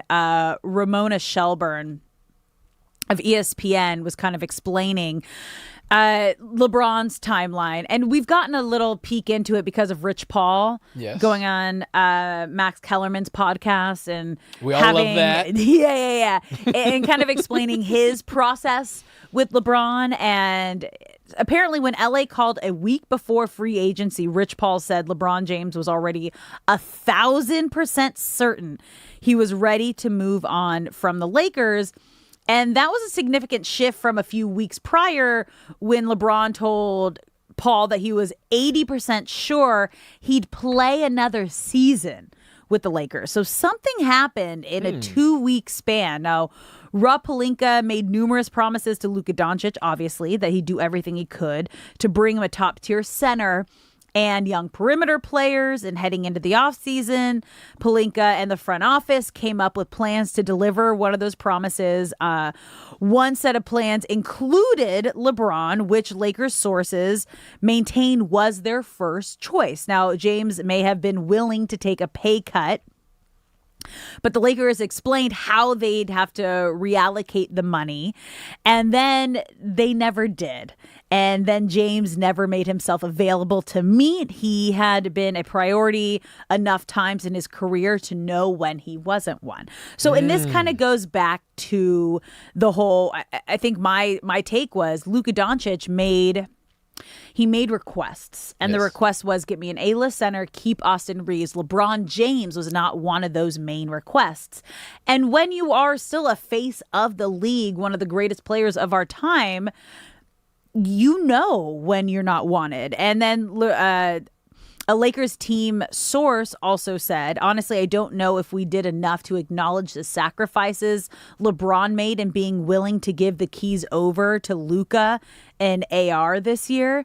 Of course, he has a big ego and people can say what they want about that, but he also is the number one scorer in the history of basketball. And he really tried to do what was best for the team to win. And that's something that I think LA fans really need to understand and remember. So in a 2-week span, he was 80% sure that he was coming back to the Lakers. And then a couple weeks after told his agent, Rich Paul, I am 1,000% sure I am not coming back to the Lakers. And disrespect. That's what that is.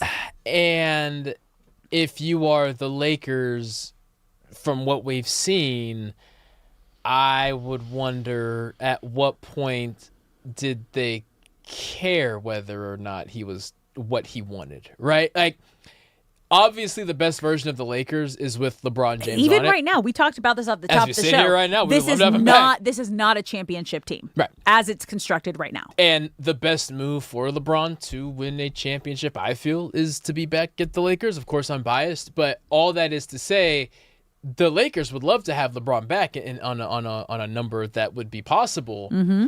But I say, for the first time, LeBron is not the focal point of the offseason. So, yes, LeBron was keeping a tracker of how certain he was to be he was that he was going to be a Laker for this upcoming year. But it doesn't seem like at any point the Lakers had a tracker on whether or not they cared if LeBron wanted to be a Laker.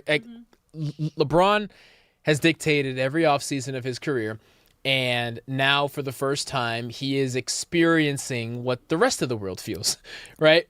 When you're not LeBron James, you're at the mercy of what the superstars do. Like when Giannis gets traded, when Jaylen Brown gets traded, when Paul George gets traded, when LeBron James gets traded, when James Harden gets traded, when superstars get traded, there are other players whose lives are affected.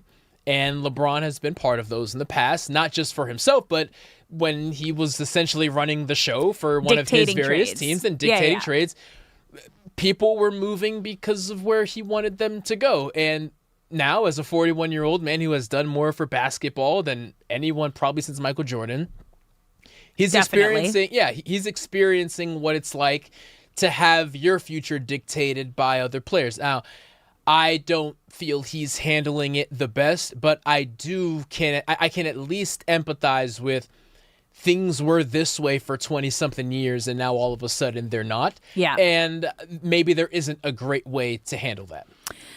It's interesting because, again, going from 80% sure that you were coming back to the Lakers, which I think all of us were under that impression. That's how we were operating. That's how we were discussing. Like, there just has to be a magic number, and they're going to figure it out. It's going to be okay. But it did feel like there was a level of disrespect. Whoever it came from, whether it was like, we're moving forward in this direction. You are not a main focus for us. And no one wants to be somewhere where they're not wanted. So now Rich Paul, obviously, once he decided and shared that LeBron was 1,000% sure that he was not from 80 coming to back. 1,000. 80% sure he was coming back to 1,000% sure 2 weeks later that he was not. He came out with this whiteboard presentation. Oh, that whiteboard. Yeah. And he basically mapped out, and this was on Game Over podcast with Max Kellerman. He maxed out 10 realistic free agency destinations for LeBron James with the kind of like LeBron in the middle. And then it had like all these little... If you have 10 minutes, it's a very interesting listen. It's like a giant web of teams and dots being connected. Why certain teams seem more desirable than others. Philly was noted as a major attention grabber after trading for Jaylen Brown, joining Embiid and Tyrese Maxey. The Heat reimagined with their star-studded core of Giannis and Bam and Donovan Mitchell. They also mentioned the front office that he is still close with. And it's interesting because Giannis was on a live stream. Was that this morning? Yesterday? Yes, this morning. And what is it, Shay? This morning. This morning? Okay. And the streamer was, I don't know if he did this on purpose, but was showing Giannis like, oh, looks like LeBron is what did it say, going to the Cavs, and he's like, no, my heart, like, and you saw the reaction on Giannis of like, oh, he really thinks that there is a strong chance that LeBron is coming back to Miami, and he's like, no, it's fake, and he's like, did you do that to me on purpose? Like, why would you do that? And Giannis also, there was a moment where he talked about how he loved watching LeBron James play. So that became, now there's more heat behind him. There you go. Going to the Heat. I've always thought that he's going to go back to a team he has history with, because that just makes sense for a farewell tour of whatever that is, fans welcoming you back. The Nuggets were on there, which I'm like, how realistic actually is that? I don't necessarily see that. Obviously, the Cavs, framed as a storybook homecoming to finish his career where it started. And they had a decent run. Embarrassing finish. Sure. But decent run. The T-Wolves were mentioned due to LeBron's strong relationship with their GM and head coach. The Knicks was the ultimate what-if team on the board, but because they won the championship, they kind of came off. Right. And then, like, kind of up in the corners were Celtics, Warriors, Mavs, and the Spurs, which were all just, I think, thought bubbles along the top. But if the Knicks hadn't won the championship, there would be no board. He'd be going to the Knicks, is what his agent said.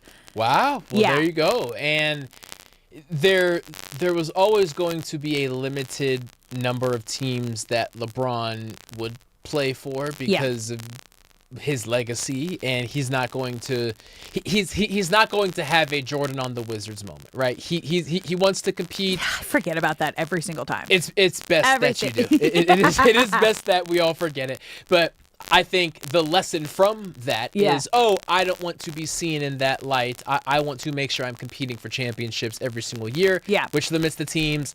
Then it's amount of who has money for me, which limits the teams. Then I need shooters, which limits the teams, et cetera, et cetera.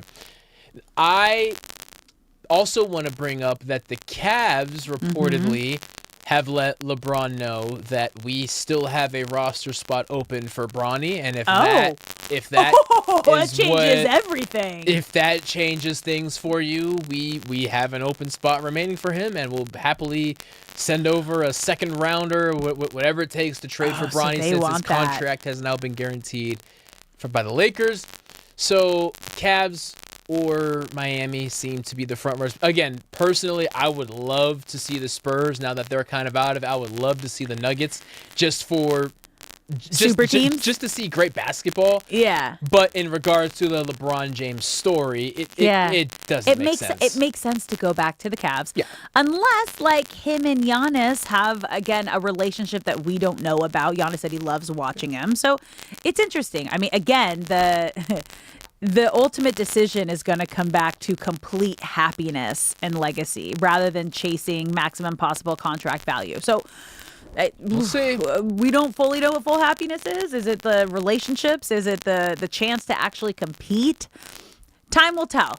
But the Lakers since then have made a lot of moves. Obviously, Walker Kessler being the biggest one, Quentin Grimes, Mamu, Colin Sexton, and we learned this morning Rui Hachimura leaving the Lakers for the Clippers. So there's been a lot of shuffling around, a lot of subtracting, a lot of, adding new names, but we don't have a ton of depth right now. And with DeAndre Ayton also getting traded, we don't have a backup center. Nope. There is no backup center right now. There is no starting power forward right now. The listed starting power forward is Jake LaRavia, just because he was a Laker last year. He is not going to be the starting center for the Lakers. He's starting power forward, for the Lakers. He had some solid minutes toward the end of the regular season, but in the playoffs kind of worked himself out of the rotation, which is fine. He's a young player, and things were just moving a little too quickly. If the season started today, Mamu would probably be the starting power forward. He is not a starting power forward. He is perfect coming off of the bench, which leads to the Lakers reportedly trying to land either Jonas Valanciunas or Jonathan Kuminga. Jonathan Kuminga, day one starter, kind of a weird story, but the thing about him is there's still a lot of potential left that we have not seen. And it is on Rob Pelinka to land one of those two because, as I mentioned, Jake LaRavia can't be your starting power forward game one. Okay, so let's talk about their first-round draft pick, rookie Cameron Carr, who's been making some noise early in Summer League, dropping 26 points and 8 rebounds in a sudden death overtime win over the Heat after already scoring 19 against the Warriors. So through 2 games, he's averaging 22.5 points, shooting 45% from 3. Again, this is just Summer League, but for a Lakers team built around expensive, big stars, you kind of have to take the positive anywhere you can, and especially since they're going to need some depth and they're going to need some solid shooting. Is Cameron Carr someone that could be an immediate plug and play for the Lakers? As of right now, yes. What he looks like through those first two Summer League games is he looks like the best athlete on the court. Okay. And Summer League is always a little disorienting because whoever the feature rookie is, well, that's who we're going to run the offense through because whoever the Summer League coaches has been told by management, let's see what make sure that guy gets all the looks because he's the guy with the most potential to join us here. So Cameron Carr's the man. The offense funnels through him. He gets all the looks. And why Summer League is kind of tricky is because when the regular season starts, Cameron Carr is not going to be the man. The offense is going to run through Luka. It's going to run through Reeves. It's going to run through Kessler. And so there's always this disconnect of Summer League of, whoa, this guy that I saw at Summer League is not doing the things on the big stage. Well, he has basically a completely different role. Why I'm excited, though, all that being said, is the thing about Cameron Carr is he was drafted because he is a premier athlete. Even amongst the best college basketball players, he was considered one of, if not the best athletes amongst them. And that transitions. Your consistency on your three-point shot, that may take a hit when you go from G League to the NBA. I'm sorry, from Summer League to the NBA. Your defensive efficiency, your rebounds, right? Any stat is probably going to take a hit when you make that leap. Athleticism, that's all you. And I'm excited because he looks like the best athlete on the court, and that is what the Lakers need him to be, and that will transition better than any actual definitive basketball skill. It's just being a raw athlete. Well, and that's what he was highly considered the most athletic pick in the draft. So if he can be somebody to add depth, they'll need him. they're going to need him, and maybe he doesn't need to have that sense of pressure on him just yet, but as the Lakers roster sits currently, they would rely on Cameron Carr in that depth rotation. Okay, so you believe, because again, as you mentioned, Summer League can fool people in a sense to where you overreact when you see a rookie have an outstanding performance like this because of who they're playing against, right? This is G League, just elevated G League kind of. You're not getting your superstars on the court. In some cases, G League's probably a little higher than Summer League, just because there's experience in the G League, whereas Summer League is typically first or second year guys. But you still want to shine in the opportunity given. But yes, that what you bring up is why there's not necessarily a direct one-to-one comparison. Do you see Cameron Carr on the starting roster come the beginning of the season? Starting roster, no. He will be in the rotation. He's too athletic. Sorry, not starting roster. Like on the Lakers roster. Oh, yes. Yes. Not starting the season in the G League. I do. Okay. I see him as a needed pivotal piece if Pelinka continues to add bodies and starters and Kumingas and potential guys like that. Maybe not the case, but as we sit here right now, Cameron Carr is in that rotation. Not necessarily because he's earned it, but because they need him. I'm still Rui, 2 years, $28 million to the Clippers. That hurts. Rui and Jackson Hayes really hurts because neither of those contracts are scary. Now I understand there's salary reasons why it couldn't work, but Jackson Hayes is just weird too because you were on a winning culture franchise. You had that connection with Luka where he helped you get your Slovenian passport so you could play on the national team and be playing with Luka during the offseason. So we both thought, oh, he was a sure deal. That's an easy. He's still going to be on the team. And then he just went back to where you got Walker Kessler from. So now you're going to a situation where you're not playing meaningful basketball. A team that won, I want to say, 50 games combined over the past 2 seasons, the Utah Jazz. So, oof. Yeah. Oh, that's brutal. It's a tough pill to swallow, and you're kind of like a scorned lover. Like, why don't you want to be with us? Like, we could have done that for you. Do? Right. What the heck? We had plans for you. But Rui, too. Yeah. I mean, Clippers are in a complete kind of rebuild since moving on from Kawhi, but it's not. It's also like you're going to a team that hasn't had any playoff success. No, you're not going to the Clippers to make a playoff push. They're in a rebuilding phase. So yeah, those kind of hurt, and I would love a reporter to break that down in an article I can read, because I'm hoping make a lot it make sense. Yeah, I'm hoping there's a lot of information sense? we don't have, because it is far from making sense right now.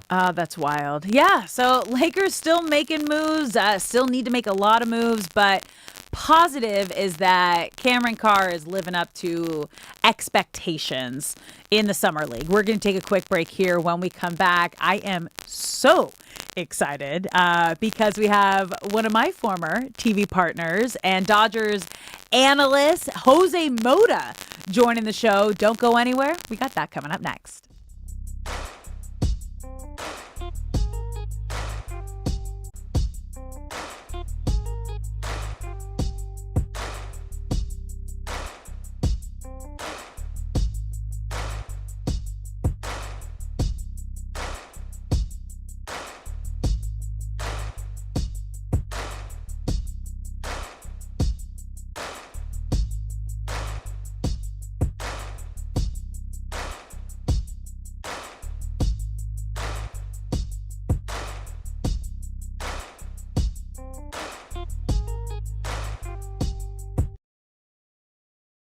Biggest stars in the City Championship Celebrity Challenge. It's happening on Saturday, July 11th. So guys, for fans who are thinking about coming out on July 11th, just paint the picture of the night and what fans can expect when they get there. I think it's going to be very energized. It's going to be music. We got some special guests that's going to come out and perform at halftime. We all going to be able to be accessible to the fans, meet and greet, get your autograph signed, bring the kids out, take pictures. I mean, it's going to be full. Marathon Burger. Rest in peace to my bro, Nipsey Hussle. But, it's the marathon continues, man. You know what I'm saying? So I think it's just going to be an overall good thing for the city. It's at Northmont High School.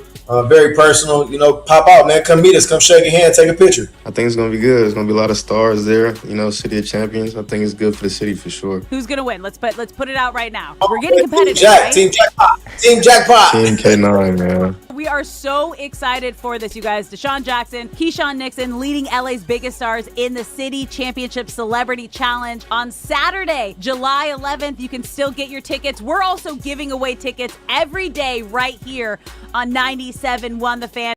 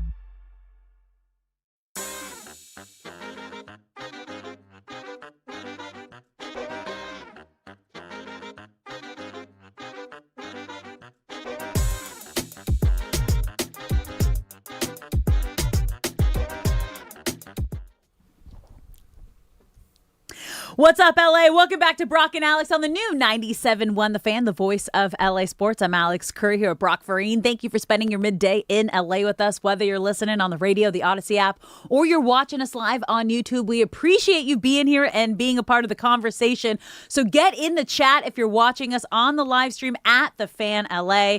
But guys, I am so excited to get to our first guest of the day. My former TV partner, the current voice of the Dodgers Spanish broadcast, Jose Mota. Thanks for joining the show. Hey, good to be back. I know things are going well. Brock, Alex, I couldn't wait to be here. I want to do it on video, but I'm driving. I think we should just take some precautions and do it right. Oh, Jose, we just appreciate your time. And there's been so many fun stories around this Dodgers team, but I think Andy Pages earning his first career All-Star nod after being snubbed last year. He has really been an MVP player for this Dodgers team. What did it mean to him to finally get that first All-Star nod? Oh, pretty much tears, emotions, thinking about where he came from, the many challenges that he faced in the minor leagues, including one time when he was told, hey, you need to get a little leaner.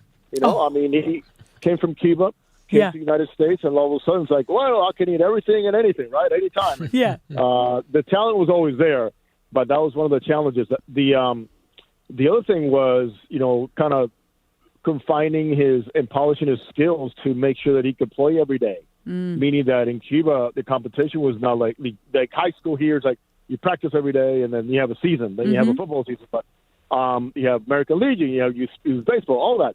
So kind of just having his mindset of going, hey, if you show up today, you have 3 hits, guess what, my friend? You got to do it all over again tomorrow. You can't sit on your laurels. You got to go out there and just continue to establish yourself. But in the present, what a great story, because his first bat, Alex Brock, was made by his father. Oh, wow. What? By his father.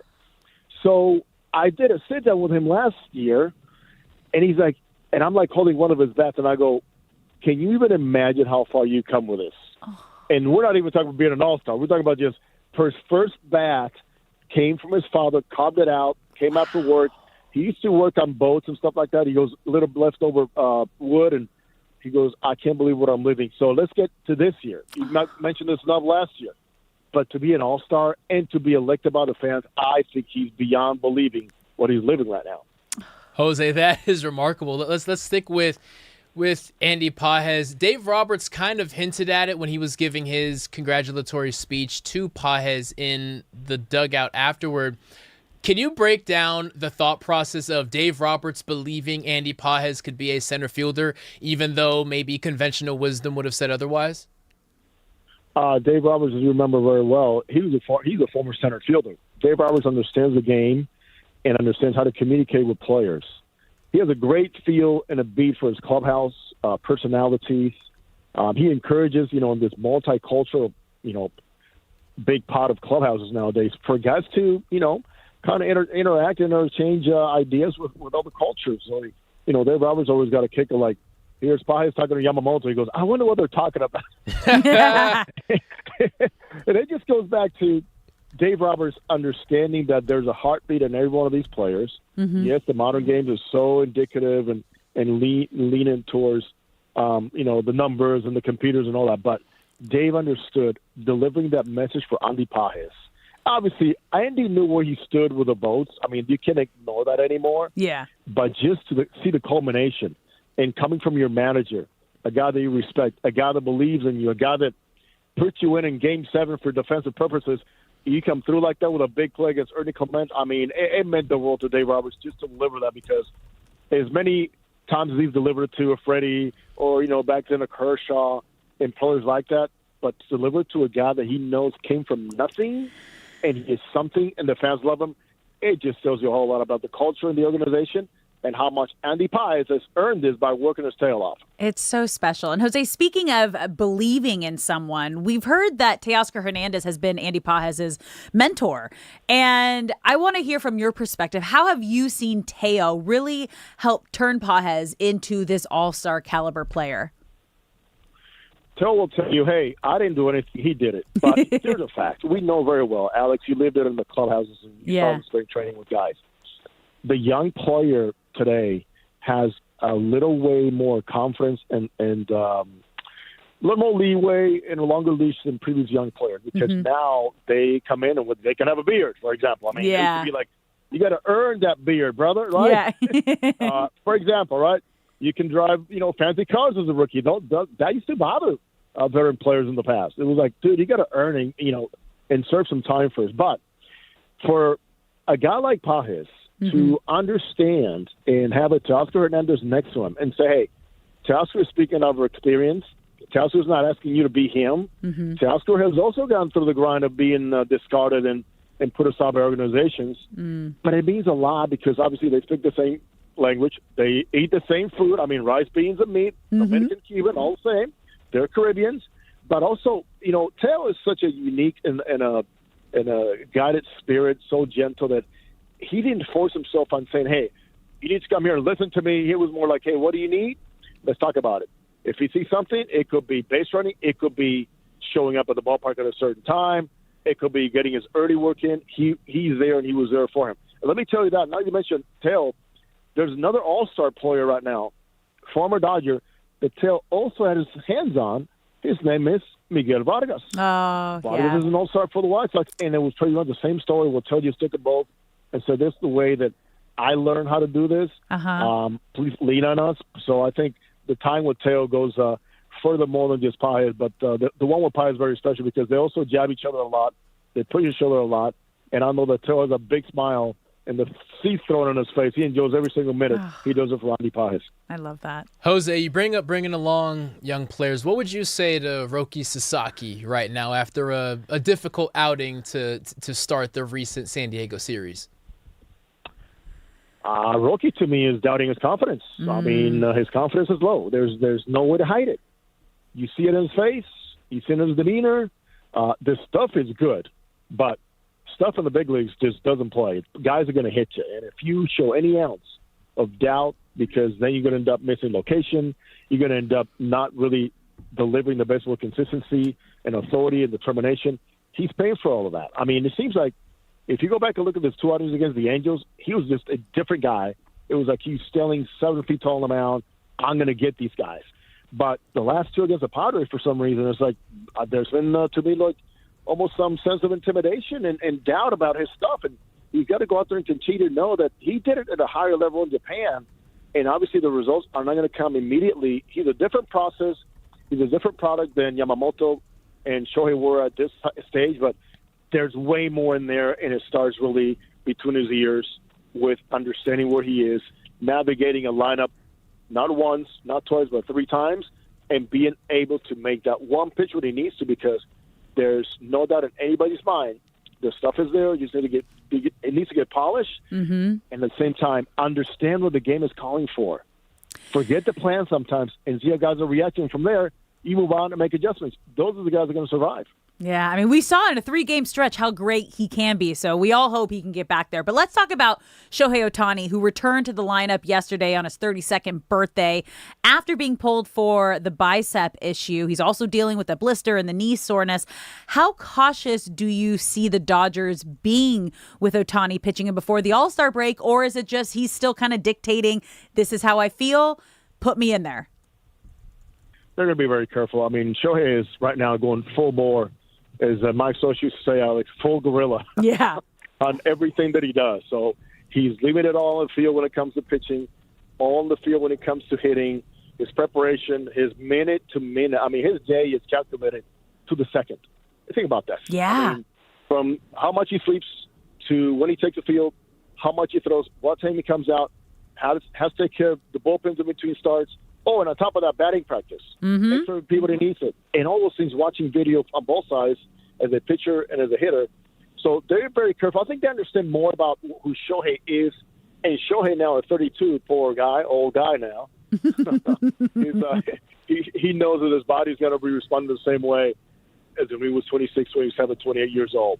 So the Dodgers don't need to push him. I mean, this whole talk about Cy Young, great, but for that to happen, you got to go out there and just accumulate innings and make every single start. So to me, that secondary, the numbers are going to be there no matter what. It could be nominal, but I think keeping a healthy Shohei, because he is your biggest offensive threat right from the top, and then having him as a standard of consistency on the mound, who gives you a great start every single time out, is going to play primarily in their minds to see how they manage him and to not push him, knowing that you don't manage until the end of September. You manage October in your mind because that's when you want the players to perform at their best. So do you see him still being on schedule to start his slated start on Friday before the All-Star break? Selfishly, I hope not. Yeah, we're all the same, Jose. My personal point. You know what? Do you need to? I don't think he needs to. The only thing you got to be careful with is how do you replicate that competition mentality and mindset that he has? And you go take the last start. He had 8 days in between, and he was off. Yeah, I mean, it's just like mechanically he was off. From warming up, he was off. He still brought it and took charge of the situation with the pitches and what he needed to do and get the strikeouts. But it's a situation that, let's put it this way, no manager in the history of baseball has ever have to manage today the way Dave Roberts and the Dodgers have to manage him. Mm-hmm. But I think Shohei is the one who needs to get the feedback and understand that when anything's done to hold him back a little bit more and manage his load, it's all for the benefit of himself, number one, and of course the team. Jose, as we're a little over the halfway mark of the season, what is your assessment of the bullpen? Throughout the year, it's kind of been this ever-changing amoeba, but they're starting to get some healthy arms back. Yeah, it's going to be interesting. Evan Phillips coming back. He's a proven guy that can go out there and throw in the seventh with the bases loaded. Remember, this is without Evan Diaz, who actually threw to hitters yesterday. So that's pretty exciting and looking forward to that. But the bullpen's one where Tanner Scott is a guy that nobody's talking about. And obviously, I think people are still caught up in what happened last year. That's over with. What he's done this year has been absolutely remarkable and on point. He went through the grind of understanding what it is like to pitch in this environment. You know, at Unico Field Dodger Stadium, it's not for everybody. But also, he's not a setup guy that's just saying, you know, the pressure's off. I'm only the eighth inning guy. Pressure's still going to be on no matter what, Diaz or not. But he's done a very good job in making sure that Dave Roberts knows he has the best option right now in Tanner Scott to take care of the ninth inning, knowing that, you know, he bases and manages a lot based on the lineup and sequences and groupings of the lineup on what's coming up. But he's been great to have him. But on top of that, he can't ignore the fact that, you know, a Will Klein and Edgardo Enriquez has been taking giant steps. You have a Jack Dreyer. You have so many guys up and down, you know, that have helped in so many different ways that you can't ignore the fact that the starters have allowed the bullpen to have better slots, better defined roles to allow you to go out there and eat up some innings and give it to them. Jose, let's talk about a man behind the plate, Alfonso making his MLB debut while dealing with unimaginable tragedy back home in Venezuela. How powerful was that moment for him, and kind of take us through his emotions of stepping in and probably having one of the best and worst days of his life combined into one? It's just wild. I can't even imagine the emotion, everything that he's gone through. There's been so much to that because his father's a former player. Yeah. Guided him through the grind of becoming a baseball player. But to lose your little sister, get the news just before the game on your first start, and your stepmom being gone, and just how close they were, and him talking about just going to home plate and just still hearing his sister going, hit the ball hard, dale duro, dale duro. I mean, he's going to carry that forever. Yeah. And in her honor, and, in the stepmom's honor, he goes, I'm going to carry that forever, to go out there and know that I wanted them to be yelling at me here in the big leagues. It's not going to happen, but you said God has a purpose for everything. It's painful, nothing you expect to live through. But I got to go out there and just give my best face. I know I have great support here with the team, organization, of my family in Venezuela. Mm-hmm. And, but I mean, think about this. Ironically, this guy gets called up to the big leagues at age 26. Yeah. He signed back in 2016. Wow. Major League debut yesterday. He was signed 10 years on July 4th of 2016. Wow. He gets called up July 4th of 2026. I mean, it's like things will align so well. But the other thing too is this is not like a sympathy or empathy type of call up or reward. He earned it. He was hitting 300. He had OPS. He had more walks and strikeouts. He had some extra bases, and a very good receiver who's allowed himself to be in a position now where, yes, the world notices it, and the Dodger fans just gave him the most outstanding warming welcome, knowing what he's going through yesterday. And it's just so fun to watch how people can forget about sports, just say this for the person himself, a nice ovation, knowing what he's going through. And I know he's going to remember that day forever, as we will, all of us. Yeah, God, I just got chills as you were explaining the whole situation. Jose, before we let you go, looking ahead to this Rocky series and this D-back series heading into the All-Star break, what are you hoping to see from this Dodgers team that already has such a comfortable lead right now in the NL West? Don't let up. I mean, you got Freddie Freeman, you got Shohei, you got Mookie, you got Max Muncy, a guy that a lot of people overlook. You have an Alex Vesia. This guy has been there before. Mm-hmm. They know that you cannot let up. You got to go out there and continue to play the game, know and respect every single opponent. The Dodgers don't even think about who they're playing today. They think about the opponent of who's going to try to beat you, and you're going to try to bring the best in your game. So it's something that I admire because it really comes from Dave Roberts and the coaches and the staff, and just reminding guys that preparation doesn't take a secondary level when you're facing a team that's got a losing record. What I want to see is consistency. I want to see a Kyle Tucker go into the break very confident. I'd like to see a Mookie Betts continue on what he's doing. And certainly tonight, Eric Lauer, who's been so great for the Dodgers, to go out there and push and say, hey, I'm here. Don't forget about me. You guys are going to be activated, but I can do a good job for you. And certainly for the Rockies, make sure you stop Hunter Goodman. My goodness, is he good. Jose, we appreciate you. We appreciate your time. Thank you so much for coming on the show, and have a great last week before the All-Star break. Thank you, Jose. All right, arigato gozaimasu. Gracias, Jose. The best. The absolute best. Just talk about like growing up with like Dodgers, like legend, his dad, Manny Mota. Like this man grew up in the game, playing the game, loves the game. He was one of my mentors when I started with the Angels, where I could just sit down and just ask him anything. And his knowledge just in and around the players, obviously a lot of the international players, Jose being Dominican, and really having that connection. He was covering the WBC before it became this national game that was on Fox, and I remember him explaining it to me. He's like, I can't wait for it to get to a point where everyone gets excited for what the WBC can be. And then actually seeing it over the last 2 WBCs, I'm like, oh, I get it, Jose. He's been such an advocate for the international game. And I am so grateful for everything he's done for me and my career. And he was my former TV partner with the Angels. So we love Jose Mota. Yes, we do. And we always will. All right, guys, we're going to take one more break here. When we come back, we are getting closer and closer to USA against Belgium. Where are you watching the match tonight? What are we doing? What are you guys doing? We're talking about that next. Don't go anywhere.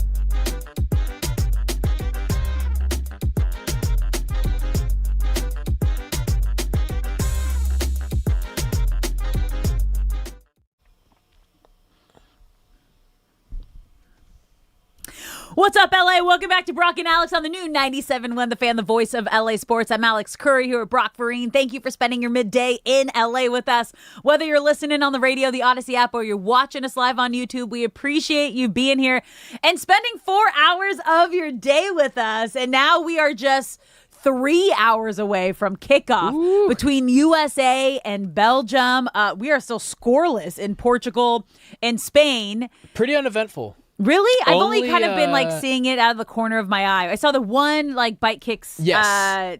That was the highlight of the match. Yeah, Ronaldo bite kick saved by Spain's goalie. Only 2 shots on goal for Portugal this entire match. Average, for those listening, like 6 or 7 average shots on goal a match, I would say. Maybe like 5 to 7, somewhere in there. So only 2 shots on goal with Ronaldo when you would expect. And we have a goal.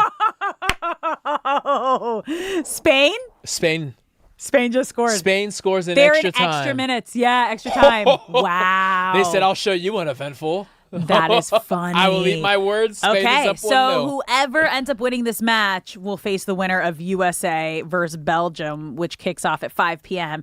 in Seattle. Obviously, the biggest news of the day yesterday was U.S. men's national team star Flo Balogun is now available for tonight's round of 16 match against Belgium. FIFA announced yesterday that they suspended his automatic 1-game red card ban, so he has a year to serve it. I'm putting serve in, I'm like, in what's quotations. the word? Serve. Miss an international game, which obviously it doesn't matter as long as it's not the World Cup. Exactly. It's kicking the can down the road and saying this is going to be someone's problem, but it ain't going to be our problem. First off, I never thought I'd say good job, FIFA, for getting this one right. Now, how and why it happened is always up for debate, but FIFA was already reviewing the call because we were talking about that on Thursday. But then obviously more of the conversation has been around Trump since he's come out and said he called FIFA and called the president of FIFA asking for the suspension to be reviewed, which it was already being done. But now, because that is the narrative, and now it's saying this has never happened before. And the only reason it is because Trump made sure the FIFA president changed it. USA, as you put it, are officially the villains of the tournament. They are firmly the villains of the tournament. Any soccer fan or football fan outside of the United States of America is rooting actively for Team US's downfall and all the goodwill. What did you say about corruption? Explain this again, because it made me laugh so hard. Corruption is fun when you benefit from it. Says Mr. Rule Follower over here. I've never benefited from corruption before. I kind of get it. I kind of get it. It's pretty cool. Brock. It's kind of cool. No. And I don't even want to say it's corruption because, like, literally every single international player that is the Fox broadcast has players from all over the world all agreed that this was not a red card. And technically, in how FIFA words the rules, this is something that they can do, and it's something that they did with Ronaldo heading into the World Cup. # Flo is free. Flo is free. If you're and ready just listening to and not watching the show today, Brock is wearing like a full jailbait, like black and white, striped. Kind of looks like the OG referee vibes, but like free Flo was jailbreak the hashtag. Flo. Yeah. He has been freed. He has been freed. Now, as for Belgium and the threat that they pose, which it would have been narrower and much more nerve-wracking, but I am not intimidated or scared. What do you mean? They're going going to to come out. This is such bulletin board material for Belgium. It is. They're going to come out. It's going to be feisty. It's going to be a spicy game. Yes. They're if Team US can have composure and carry themselves the way that Mbappe handled himself against Paraguay, their plan was to rattle Mbappe because that was their only chance, and he did not fall for it. We need Flo and Pulisic and everyone else. Just play your match and let the referees do what they do and handle all the extracurriculars, because there will be extracurriculars, because Belgium has strongly disappointed this tournament despite making it to this round.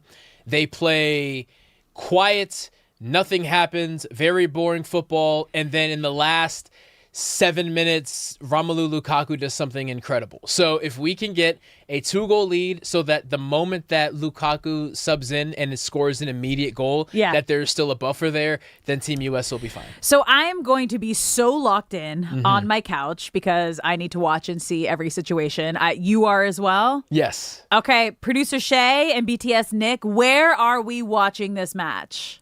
Me and Nick are actually going to be together, so I can just answer for the both of us. Hey! We're both going to be at O'Brien's in Santa Monica. Oh, you're going Cody with the crew. Decker. We're going with the crew, yeah. So go out if you want to say hi to the Fan LA crew. They're all going to be at O'Brien's in Santa Monica watching the match. Come say what up. Come say what up. We'll have a good time. I'll buy you a beer, maybe. You've been having a great time all weekend, Shay. I've been having a time. Shay, I've been having a time. You guys, Shay parties for all of us. Like I feel like Brock and I are the one show that says it. And D-Fish, Brock and I.